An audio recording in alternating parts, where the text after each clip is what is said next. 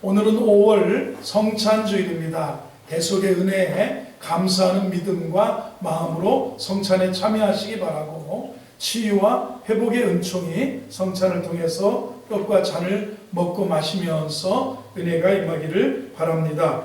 오늘은 5월 5일 어린이날입니다. 교회학교 어린이들에게 1층에서 지금 예배 드리는데 소정의 선물이 준비되어서 나눠지게 됩니다.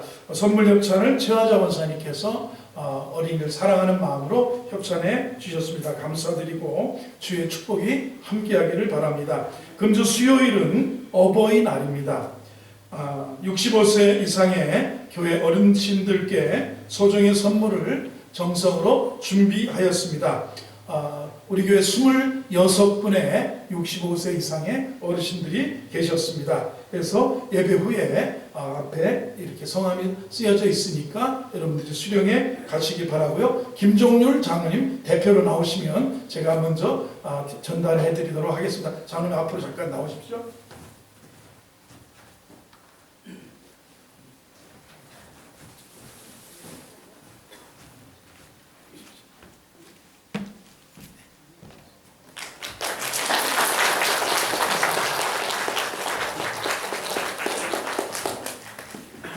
우리 어르신들을 사랑하는 그런 마음을 늘 갖고 또 보낼 수 있기를 바라겠습니다. 춘계 전교인 힐링 MT 안내입니다. 5월 15일 수요일이 되겠습니다.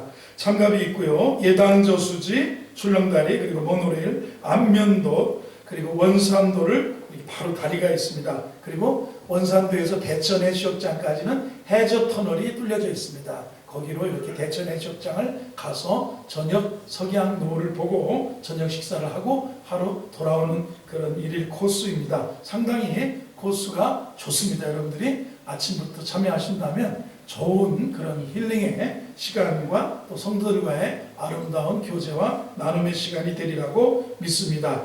참가 신청서에 나가시면서 서명해 주시면 되겠습니다. 오늘 점심에는 김세욱 장로님, 오성자 원사님 가정에서 장로님 칠순을 맞이해서 감사함으로 맛있는 떡을 준비해 주셨습니다. 칠순이셨어요? 한번 박수 한번 해드리겠습니다. 네, 2부 예배 후에 운영위원회가 목양실에서 열립니다. 시무 장로님 그리고 각 기관 장님들께서는 참석해 주시기 바랍니다. 복음전도의 열심을 다해 주시기를 바랍니다. 본당 청소 및 쓰레기 분리수거 금주에는 할렐루야 목장에서 수고해 주시겠습니다. 우리 전후자에 계신 분들에게 잘 오셨습니다. 은혜 받으시기 바랍니다. 해보겠습니다. 5월은 가정의 달입니다. 옆에 계신 분 또 한 번 더 인사합니다. 가정의 축복이 넘치시기를 바랍니다. 오늘은 하나님이 버린 자의 모습, 하나님이 버린 자의 모습, 이런 제목으로 로마서 강해 이어가도록 하겠습니다. 세상을 보면 점점 갈수록 범죄의 강도가 더해지는 것 같습니다.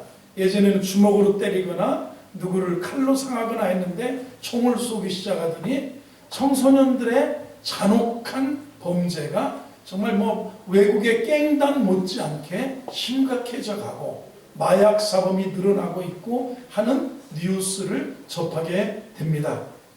진실이 왜곡되고 거짓된 것들이 점점 판을 치는 그런 시대에 살고 있습니다. 그러나 과학은 진보되고 경제도 고도로 성장해 있습니다. 그러나 인간은 계속 타락의 길로 가고 있습니다. 그 이유가 무엇일까요? 바울 사도는 하나님이 버렸기 때문이다. 하나님이 내버려 두셨기 때문이다. 내버려 두시니까 정욕대로 살고, 내버려 두시니까 순리를 역으로 바꿔서 순리대로 살지 못하고 성적인 순리가 역으로 살아가게 되고, 하나님이 내버려 두신 하나님 없는 마음 그대로 두시니까 오늘 본문에 보면 21가지의 대표적인 죄악상이 드러나고 있다고 말씀하고 있습니다. 24절을 먼저 보면 내버려 두셨다. 내버려 두셨다. 이런 말을 본문에서 3번 쓰고 있습니다. 24절 읽어봅니다. 시작. 그러므로 하나님께서 그들을 마음의 정욕대로 더러움에 내버려 두사 그들의 몸을 서로 욕되게 하셨으니 하나님이 내버려 두셨습니다. 26절입니다. 이 때문에 하나님께서 그들을 부끄러운 욕심에 내버려 두셨으니 곧 그들의 여자들도 순리대로 쓸 것을 바꾸어 영리로 쓰며 성적인 면에서 가정에서 순리, 남자와 여자 이런 순리가 아니라 남자가 남자, 여자가 여자 이렇게 영리로 이 세상의 성적인 기능이 바뀌어져 버렸다고. 사람을 타락한 심령 그대로 내버려두고 규범, 말씀의 기준이 잡혀지지 않으니까 동성애가 판을 치는 것이다. 이렇게 바울 사도가 말씀하고 있습니다. 28절을 봅니다. 시작. 또한 그들이 마음에 하나님 두기를 싫어하며 하나님께서 그들을 그 상실한 마음대로 내버려 두사 합당하지 못한 일을 하게 하셨으니 하나님께서 그 마음에 하나님 두기를 싫어하니까 하나님이 없는 마음은 상실한 마음 그대로 내버려 두니까 합당하지 못한 일들을 하게 된다. 그 29절부터는 21가지의 대표적 인간의 죄악상을 얘기하면서 불의, 탐욕, 시기, 거짓 막 이런 것들의 죄를 쭉 열거하면서 하나님이 버렸기 때문에 인간이 순리를 영리로 쓰고 있고 인간이 정욕대로 살고 있고 인간이 이렇게 하나님이 내버려 두시니까 21가지의 악을 행하며 살아가고 있다라고 말씀하고 있습니다. 하나님이 버리셨다는 말, 하나님이 유기해버렸다, 하나님이 아예 소외시켜버렸다 이런 뜻인데 그러면 선택이라는 말이 반대되는 말이에요. 여러분과 저는 하나님이 붙들고 계시고 하나님이 붙들어 주셔서 세상 길로 상실한 마음대로 살게 내버려 두지 않고 하나님 믿는 마음으로 믿음으로 살게 붙잡아 주셨어요. 선택해 주셨어요. 믿으시면 아멘 하시기 바랍니다. 여러분 사람이 행동하는 것에서 이 정도는 뭐 됐지 그래도요 그리고 이 정도까지 하나님이 봐주시겠지.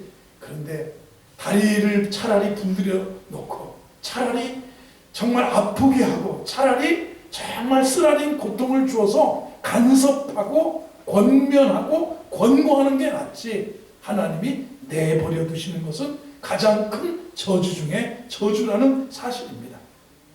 여러분 가족 중에 누가 상습적으로 중학생 된 딸이 있었는데 맨날 이웃집 얘기겠지만 가출을 한다고 생각해 보세요. 이거 어디 가서 찾나 그러다가 나중에는 찾아가가지고 너 내버려 두게 네 하고 싶은 대로 해라. 뭐 어디 가서 죽지만 않으면 살아있겠지. 이게 사랑이 아니라 내버려 두는 거예요. 이게 어떻게 보면 간섭이 아니라 이게 내버려 두는 그런 모습입니다. 자식이 하고 싶은 대로 내버려 두는 거 이게 자유를 주는 거냐? 아니라는 것입니다. 자식이 예수 안 믿는데 신앙이 없는 기준으로 살아가는데 권면 안 하고 그래 요즘은 탈종교 시대니까 네 마음대로 종교의 자유를 헌법에 보장되어 있으니까 자유를 가지고 살아라 이것도 아니라는 것입니다. 여러분 제가 늘 표현하지만 자녀가 예를 들어서 사춘기 자녀가 왜 때려요? 하고 매를 들었는데 매를 잡은 내 손을 꽉 잡고 왜 때려요? 아들이니까 때린다. 왜 때려요? 자식이니까 때린다. 왜 때려요? 사람들하고 때린다. 사랑이라는 사실이에요. 하나님이 버리셨기 때문에 나타나는. 그러나 복음에는 하나님의 의가 나타나서 우리를 의롭게 만들어주고 복음은 모든 믿는 자에게 구원을 주시는 하나님의 능력이 된다. 그래서 믿음에서 믿음으로 의는 오직 믿음으로 살아야 된다. 믿음을 저버린 인간들, 정욕대로 사는 인간들 내버려 두셨어요. 내버려 두심의 결과가 오늘 이렇게 구원이 아닌 타락한 인간의 모습이라는 사실입니다. 자, 하나님이 내버려 두실 때 나타나는 여러 가지 죄악들을 살펴보면서 우리가 은혜를 받기를 원합니다. 26절을 다시 보겠습니다. 시작. 이 때문에 하나님께서 그들을 부끄러운 욕심에 내버려 두셨으니 곧 곧 그들의 여자들도 순리대로 쓸 것을 바꾸어 영리로 쓰며. 자, 욕심이라는 말은 희망이라는 말, 꿈이라는 말, 그러면 이 욕심이라는 말 선하게 쓰면 좋은 거예요. 여러분, 집을 사야 된다, 돈을 모아야 된다, 내가 아껴야 된다. 욕심이라는 것은 긍정적으로 볼 때 굉장히 중요하고 우리가 복된 단어예요. 그런가 욕심이라는 게 무조건 나쁜 건 아닌데 부끄러운 일에 이용될 때는 나쁜 거라. 이게 마치 하나님이 그 부끄러운 욕심들을 내버려 두면 성윤리가 순리가 아닌 영리로 바꿔 쓰는 그런 욕심으로 달아간다는 겁니다. 바울 사도 당시에 로마 제국 시대의 로마의 그런 통치하에서 살고 있었습니다. 로마는 성적으로 대단히 문란했습니다. 어떤 주석에 보면 로마 초기의 황제부터 바울 사도 당시까지 15대의 황제가 있었는데 14명의 황제가 동성연애자였다는 겁니다. 황제가 남자를 그저 그냥 어디서 자식을 하나 낳으면 기적이고 여인 사랑이 아니라 남자 사랑, 동성연애에 빠져 있는 겁니다. 로마의 철학자들은 황제를 신격화하는데 작업을 하기 때문에 동성애자가 많았어요. 그래서 황제에서부터 노예에 이르기까지 동성애가 당시의 유행처럼 퍼져갔다는 겁니다. 19세기 후반에 전 세계를 떠들썩하게 했던 동성애자가 있었습니다. 극작가 오스카 와일드라고 하는 사람입니다. 들어보신 분 있을 겁니다. 법정에 피소돼서 법정에서 동성애가 문제가 돼서 고발당해서 섰습니다. 오스카 와일드가 법정에서 자신의 동성애를 이렇게 변론했습니다. 나이 많은 남자가 그보다 젊은 남자에게 갖는 위대한 사랑. 원래 동성애는 돈 많은 남자가 아주 젊은 꽃잔디 같은 그런 남자를 사가지고 나쁜 짓 하는 게 동성애예요. 그런데 그게 위대한 사랑이라고 얘기하는 거예요. 이는 다윗과 요나단 사이에 있었던 사랑 같고, 이게 뭐 믿음도 없는 사람이 플라톤의 철학의 기초에 놓여 있는 것이기도 하고, 셰익스피어와 미켈란젤로에서 발견된 것과도 같은 거다. 이것은 완벽할 만큼 순수하며 시원한 사랑이다. 지금은 이렇게 오해되고 있지만 아름답고 좋은 것이다. 가장 고결한 형태의 사랑의 감정이다. 먼 날에 훗날엔 인정받을 것이다. 지금 와가지고 요즘 시대에 동성애가 얼마나 판을 치고 있습니다. 여러분, 차별금지법이라고 들어보셨습니까? 사실은 이게 선진국으로 갈수록 동성애가 난무해 왔습니다. 그리고 선진국일수록 동성애에 대해서 긍정적이고 인정을 해요. 영국이 그렇고 캐나다가 그렇고 미국이 그렇고 동성애를 인정하다가 동성애 부부를 법정에서 혼인신고하게 인정을 해주고, 교단에서는 동성애 목사를 목사로 안수해주고, 동성애들 자들이 모이는 교회가 있는데 동성애자 목사님이 와야만 우리 마음을 이해한다고 해서 동성애 목사를 구한다라는 광고가 버젓이 신문에 나오고 그렇습니다. 여러분, 이 네덜란드나 이런 나라들 차별금지법 이거 하고 나서부터는요, 우리는 지금 국회의원들 중에 반 정도 가까이가, 거의 반 가까이 돼요. 한 40%가 개신교 장로들이에요. 국회의원들이. 안수 집사님들이 많아요. 그래서 막 개교의 목사님들이 당신 말에 가서도 절대, 제가 부목사를 했던 대전의 교회에 박병석 지난번 국회의장이 그게 안수 집사였어요. 집사 때부터 25년을 그 동네에서 그 교회에서 국회의원을 했으니까 25년을 찍어줬더니 국회의장까지 됐어요. 그러나 절대로 다른 건 다 좌든 우든 인정하겠는데, 당신이 민주당이라도 우리 당연히 절대로 뭐는 하지 마라. 동성애 이거는 하지 마라. 그래서 아직까지 한국은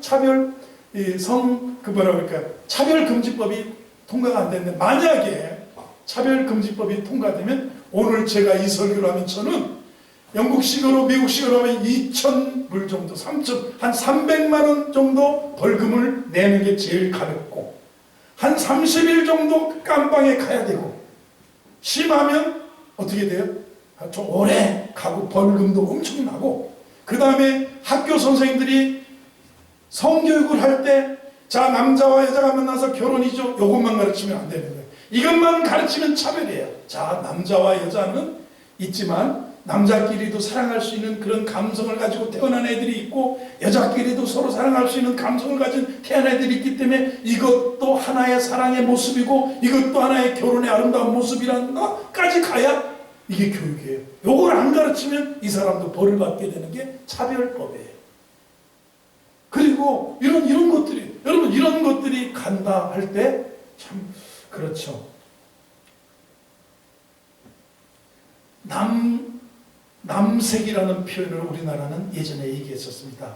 궁중의 여인들이 여인들끼리 그런다는 표현, 동성애를 의미하는 영어는 소돔이입니다.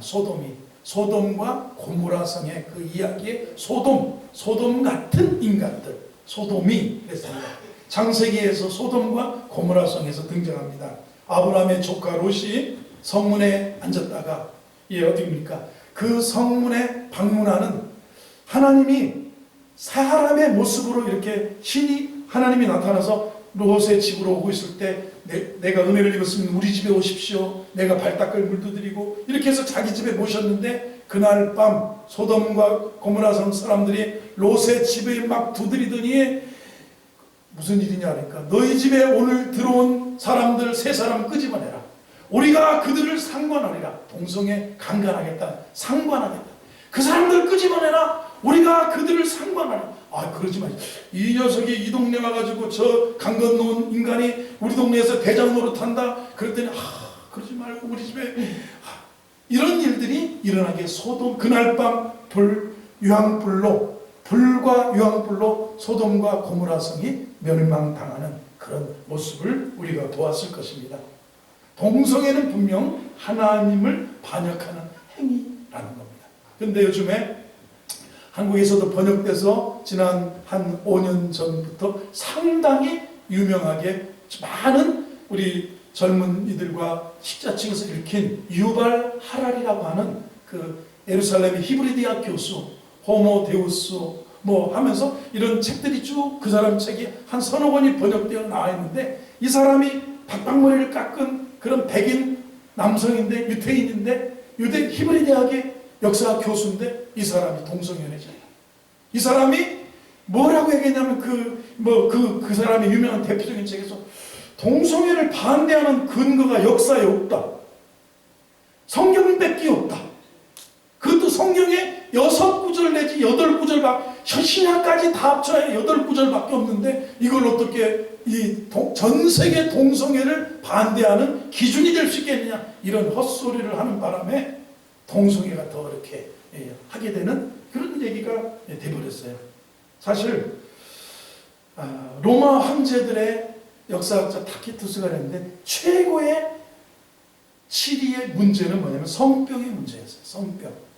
남자와 남자끼리 여자가 여자끼리 온갖 이런 그런 것들을 저버리고 그러니까 28절에 26절에 보면 이 때문에 하나님께서 그들을 부끄러운 욕심에 부끄러운 성욕 부끄러운 것에 내버려 두니까 순리가 아니라 영리로 써버리니 이들에게 에이즈가 오고 각종 성병이 오고 로마가 멸망한 이유 로마의 군사력이 힘을 잃게 된 이유 하나 중에 하나가 성병 여러분들 중에서 혹시 성병이면 병원 가서 주사 안 맞으면 안 낫습니다. 무슨 짓을 해도 안 낫습니다.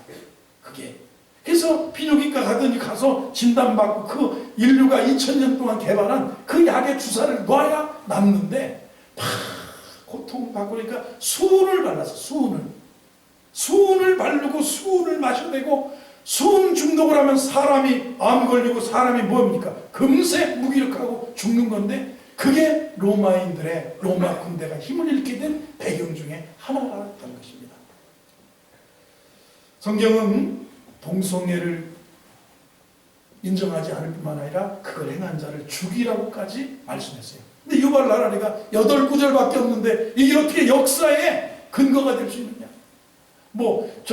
신화시대, 헬라시대, 로마시대 군인들이 나가면 전부 그들이 무슨 짓을 했냐면 동성애를 했다 이거예요. 아킬레우스 전쟁의 신 그 사람 뭐예요? 우리 영화를 보면 그 사람이 동성연애자였다는 것을 우리가 볼 수 있지 않습니까?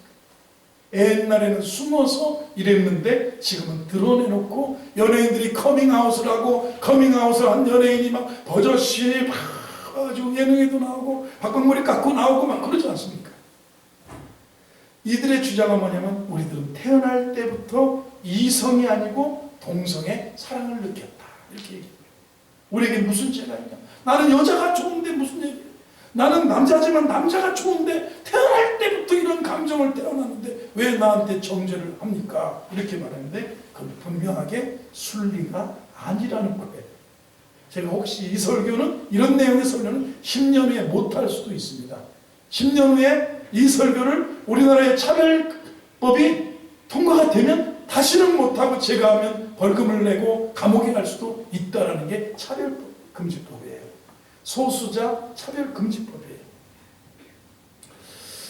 이게 이제 내버려뒀을 때 이렇게 온다는 겁니다. 순리대로 쓸 것을 영리로 쓰는 것이라고 표현하고 있어요. 27절을 봅니다. 그렇게 말하는 이와 같이 남자들 내버려 두시니까 순리를 영리로 쓰니까 남자들도 순리대로 여자 쓰기를 버리고 서로 향하여 남자끼리 음욕이 불릴 듯하며 남자가 남자와 더불어 부끄러운 일을 행하며 그들의 그릇 때문에 상당한 도움을 그들 자신 에이즈의 죽음 전 세계 에이즈 환자들의 약이 많이 개발돼서 사망률을 낮췄는데도 에이즈는 이게 아직까지도 완치 이런 건 없어요. 근데 에이즈 환자가 다른 나라는 줄어드는데 가장 많이 늘어나는 나라가 있습니다. 누굽니까? 우리 대한민국의 젊은이들이에요. 에이즈 환자가 늘어나고 있어요. 이게 문제예요. 왜요? 마음에 하나님 두기를 싫어하고 하나님이 내버려둔 우리 자녀들을 젊은이들을 내버려두면 여러분도 내버려두고 하나님도 내버려두면 안 된다는 그런 얘기예요.